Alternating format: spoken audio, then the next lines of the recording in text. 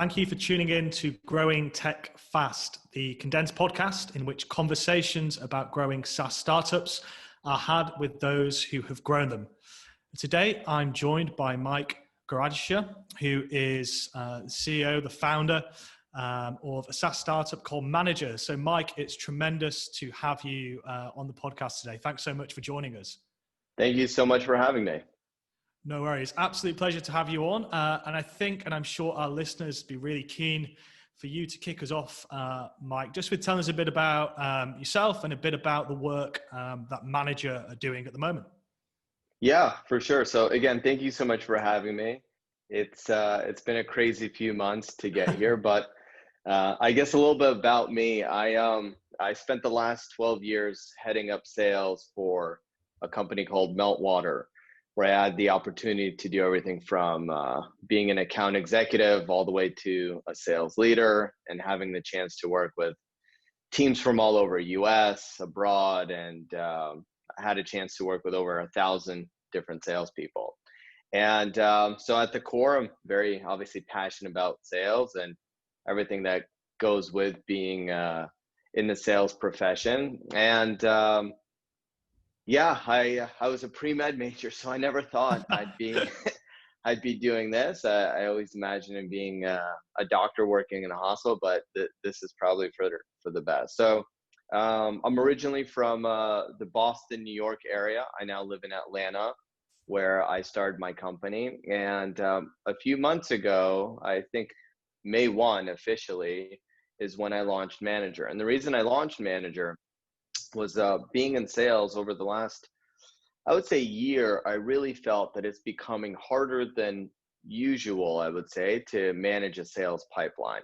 So being a sales professional, whether you're an account executive in enterprise sales, any kind of quota carrying rep, as I like to call it, there's a lot going on. You have to make calls, there's emails, there's outbound activities, there's inbound activities you have to do. And working with a lot of salespeople, that it's not quite an easy job, and every day is different. And I've just noticed that a lot of time is spent where managing a pipe where it should be spent with the customer and speaking to prospective customers, existing customers, nursing a relationship. And I started digging into why the heck is it taking so much time to manage a pipeline? Some reps only have 50 opportunities, and it takes them all day just to figure out who should they get in touch with, who they need to follow up with, etc. And long story short, I just realized that the issue was the software and the tech that people had to manage their pipeline. And so what happens is most people actually go and use spreadsheets or other various apps instead of using the tools their company gives them, because they're too hard to use, they're cumbersome. Maybe they just never took the time to learn them. And so people are spending all this time on spreadsheets, managing their pipeline, which isn't very efficient. So I thought there could be something there that we could help salespeople be more efficient. I think if you look into the research behind it, you'll see that salespeople actually spend only a third of their time selling. So I figured if there could be a better pipeline management software that enables salespeople to spend twice as much time, well, that could solve a lot of issues. One, they can focus more on sales, less time wasted. You're looking at over 300 hours wasted on other things. You're looking at poor data hygiene because most of the work is jumbled across various platforms. And you're looking at a $32K per rep loss because of all this time wasted, and up to 20% revenue lost for the entire company just because pipe management is all over the place. So that inspired me to build Managr. And being a salesperson, I think Managr is, I don't want to say the only tool, because I haven't obviously seen them all, but the feedback that I've gotten from customers is it's very clear that it was designed by someone that's been in sales. So it's very much sales friendly from the viewpoint of the salesperson, where it not only creates efficiencies for the reps, but increases pipeline visibility for sales leaders and takes reporting to a whole new level, because who likes putting QBR reports together? We actually do it automatically. So that's a bit about me, and maybe a bit of a long-winded rant there. No, not at all. Fantastic. Thanks for sharing that, Mike. As you said, pipeline management, super important, but as you said, super time sapping as well. And obviously tremendous implications there directly for revenue production. So sounds like you're solving a number of issues actually with that solution you've got there. So just out of interest, Mike, from this idea, I guess, coming into your head, right, even to start up, kind of building your own thing, how long did it take from that to actually, first of May comes and you're hitting the ground running? How long was it from, I guess, idea to kind of inception and company off and running? Well, I knew for the last 3, 4 years I wanted to start my own company. And I always imagined it being, again, a background in sales. The next evolution in someone that's a sales leader, I find, is starting your own consulting firm or doing some sort of sales outsourcing. And that's what I expected to be as my next chapter. And like I said, it was probably in Q4 of last year where I realized I would go to all of my senior AEs and I'm like, hey, talk to me about this opportunity or what's on the forecast. And everything's out of date in our internal system, and they're all in spreadsheets. And then I call some of my buddies and I'm like, hey, is this just us or does this happen everywhere? And they're like, happens everywhere. We're all working in spreadsheets. It's all a mess. No one knows what's going on. Very limited visibility. And at that time, I knew that something was there. And so that was Q4. And I would say in Q1, I already had some mock-ups. So I'm not very product savvy. I'm probably one of those salespeople that runs to products like, hey, this feature could be better. Hey, we really need this. Someone that's very like, I want this, as opposed to really, now I appreciate the product development life cycle.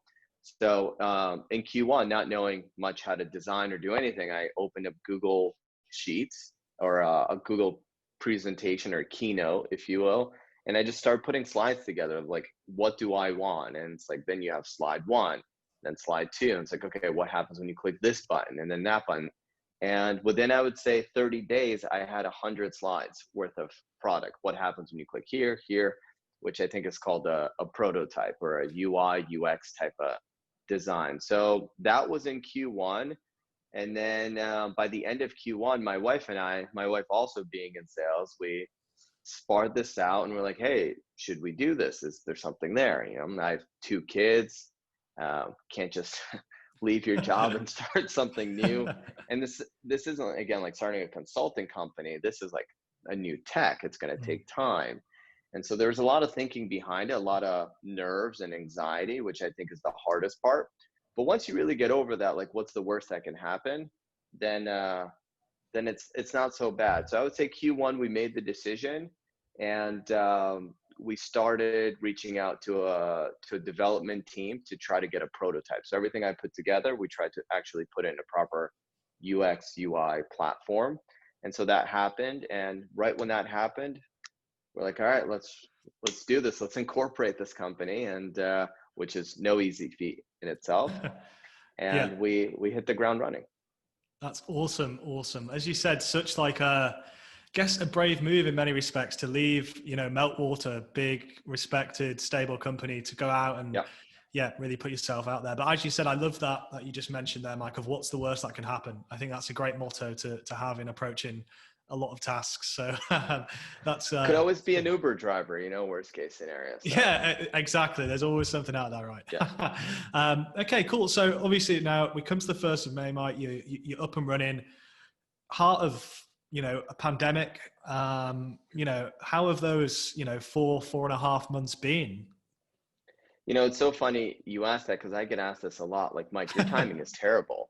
And I have a lot of very close friends. I'm very close with the leadership at my former company. And even they're like, are you sure you don't want to wait a few months? Like this is the absolute worst time you could be doing it. And I laugh. And I laugh because I started my sales career in 2008. And if you recall, 2008 was the year of the Great Recession. Awesome. So I thought it was only fitting that if I were to start something new in my career, it had to be during one of the hardest economic times we've ever had. So no, jokes aside, it's I would actually say building a product, this is the best time to do it. It's during times when the economy is a little bit slower, obviously with what's going on in the world. It gives me a good chance to hunker down and build. You know, I don't have any overhead costs. I don't carry much weight as far as commitment and who I have to pay and things like that. So it's not like I'm at a point where I need revenue to sustain overhead. So this is actually the most perfect time to build.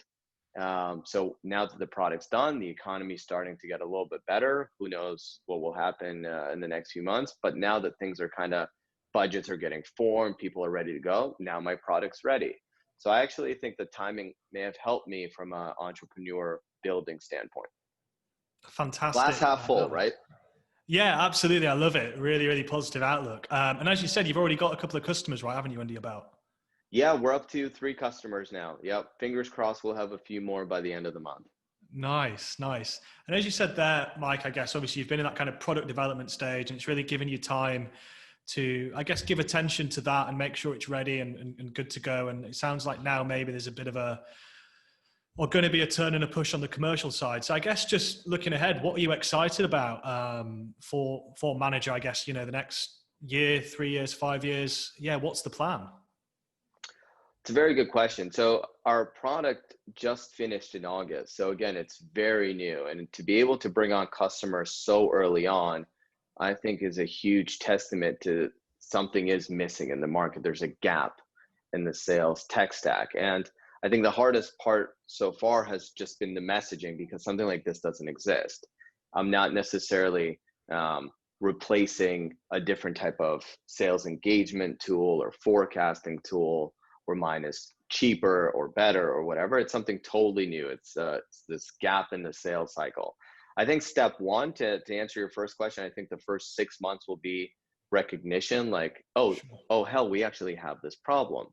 It's like people have always used a taxi, didn't know they had a problem, and Uber came. They're like, of course, why didn't we always use Uber? For me to compare myself to Uber is obviously very silly. I'm just using a simple analogy. Or same as BlackBerry, and then Apple came. I think we're still at a point where people are just kind of status quo. Well, this is what we should be doing with pipe management. We should be using our CRM. We shouldn't be using spreadsheets. And if we are, who cares? They'll update it. People haven't yet realized that using maybe some tools like a CRM is great for fundamentally keeping track of customer life cycles, marketing ROI, but to actually manage a pipeline, I don't think people have still realized, well, hell, all of our reps hate using certain CRMs.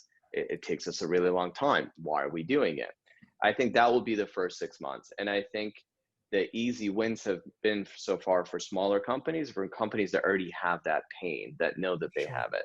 I think the next year will really be creating more awareness around this gap in the tech stack, and then being able to go upstream a bit, further develop the product to be able to accommodate even the largest companies. Because I think the companies right now, 200 employees or less, are pretty straightforward. But once you start reaching companies with 1,000, 2,000, 5,000 employees, they have very specific things that they need, which takes some time on the development side. So over the course of the next 6 months, awareness. Over the course of the next year, being able to fit in with those companies, and then beyond, being a solution for those 1,000+ enterprise type opportunities, if that answers your question. It does, yeah, fantastic. And great vision there. Sounds like you've really got a good strategy in place for the next 18 months. And I guess with that, Mike, is there going to be growth then for you? Obviously, it's yourself and your wife, which is a great story in itself, right? I'm not sure how many of those there are out there setting up startups.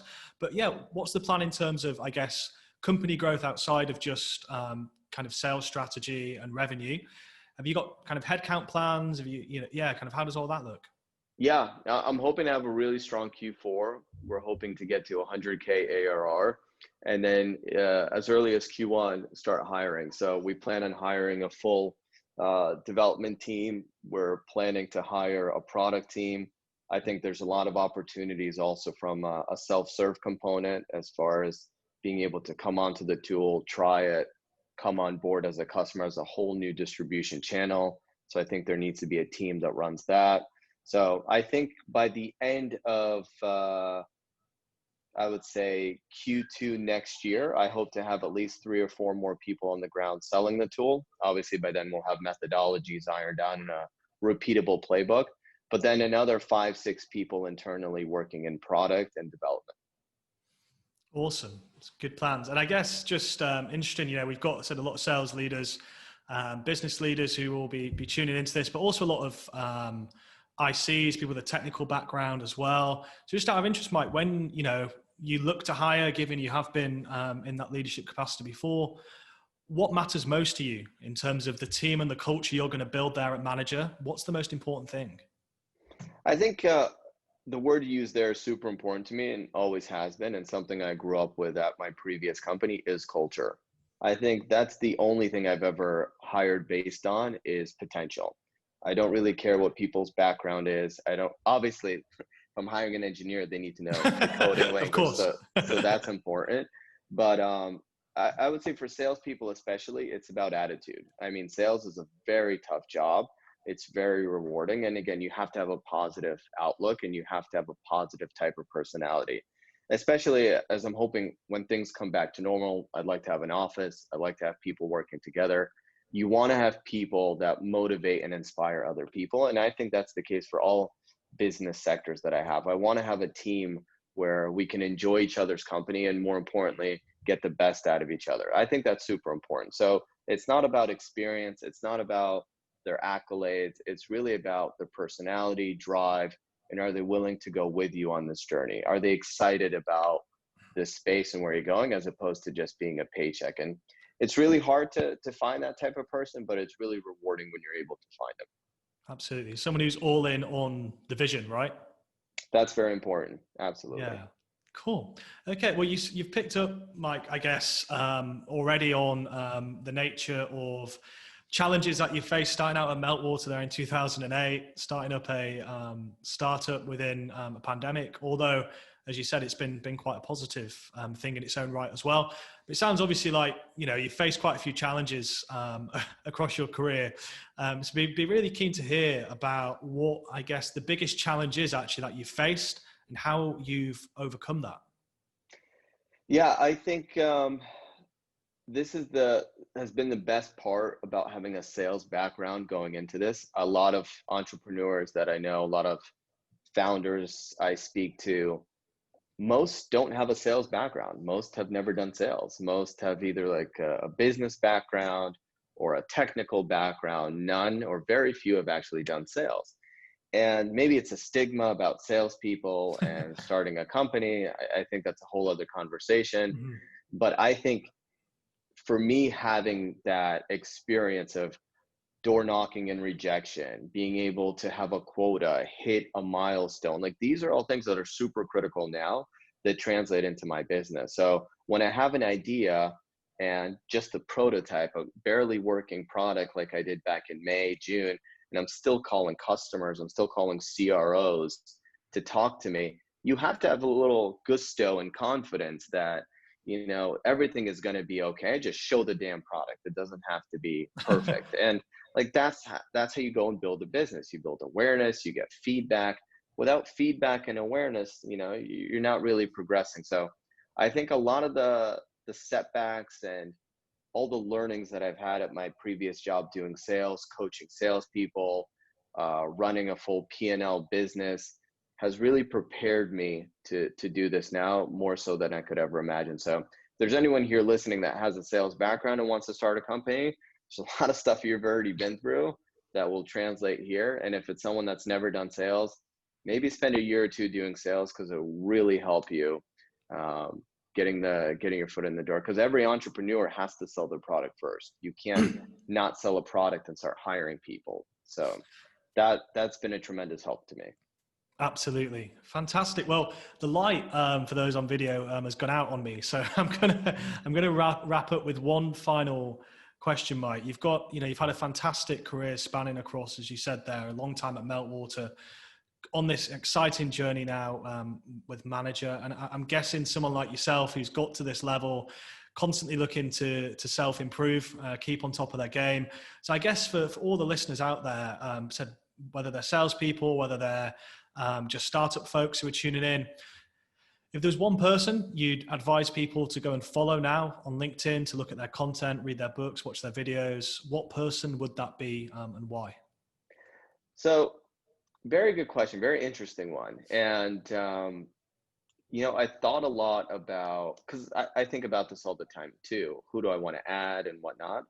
I actually think the best answer I can give is follow multiple people. And I know that may sound like a way to escape the question, but I actually think the more people you follow with different viewpoints from each other and from yourself actually gives you a better, well-rounded answer. If you're too much on one side or the other side, then that's just your way of thinking. I think it's important to follow a lot of people that you like, that you agree with, but also some that you don't, because those points that you didn't agree with yesterday may change the next day. For example, I follow a lot of salespeople that I think are spot on. I follow a lot of salespeople that I think have no idea what they're doing. They're just posting stuff to post. They've become popular. Both are super helpful. Just like I follow a lot of marketing people that may completely disagree with sales or vice versa, also helpful because it builds perspective. So I think perspective is super important, but I will say if there's a book to read, Yeah. I'm a big fan of The Challenger. So if you can read a book called The Challenge, I think it's called The Challenger Method or Challenger. Yes. Challenger That book sales. yeah, Challenger Sales. That's the one book I would read. Good to Great is also very good. I think if you're just trying to start a business, maybe these days a bit dated now, but the Challenger is what has shaped my entire career. Being able to challenge someone's viewpoint, I think you can always win versus trying to uncover a problem, which if someone doesn't have, then you don't have a business to run. Fantastic. It's great theme there. Always looking, I think, to challenge yourself, both from your own perspective, but also Exactly. through following different people, their ideas, their thoughts and perspectives as well. And Got there to you go, keep the an open mind. challenger. Yeah, open-minded, perfect. Exactly. Cool. Well, Mike, look, it's been an absolute blast learning more about you, about Managr. Really excited to see and to follow you on your journey as well. And thank you so much for joining us today. Thank you, Connor, for having me. Have a great rest of the day. Hope to talk soon. You too. Cheers all. See ya.